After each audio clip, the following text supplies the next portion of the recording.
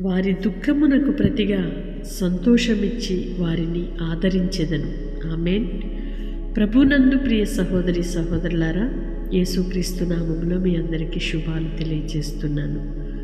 దుఃఖమునకు ప్రతిగా సంతోషాన్నిచ్చి దేవుడు మనలను ఆదరించువాడై ఉన్నాడు.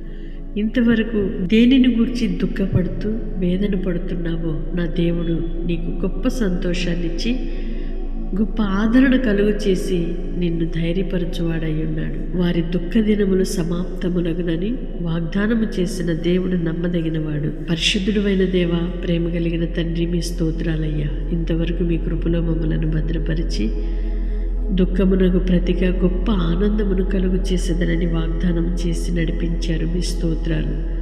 నీ పిల్లలు శ్రమ పొందిన ఏండ్ల కొలది, కీడును అనుభవించిన ఏండ్ల కొలది అయ్యా మేలుతో నింపి, ఆశీర్వాదాలతో నింపి తృప్తిపరచండి. కృపతో నింపి ధైర్యపరచండి.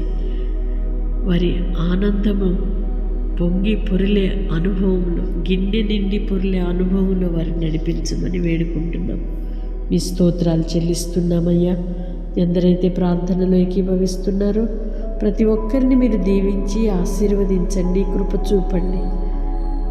వారి వేదనంతా కొట్టివేయబడునుగాక, దుఃఖము మాన్పివేయబడునుగాక. మీ గొప్ప ఆదరణ, మీ గొప్ప సమాధానము, సంతోషము వారి హృదయాలలో మీరు అనుగ్రహించి మీ ఘననామానికే మహిమ పొందమని యేసయ్య నామములో ప్రార్థిస్తున్నాము తండ్రి. ఆమేన్. దేవుని కృప మీకు తోడయుండునుగాక. ఆయన అనుగ్రహించు ఆనందము సంతోషము గలవారై ఉత్సహించుదురుగాక. ఆమేన్.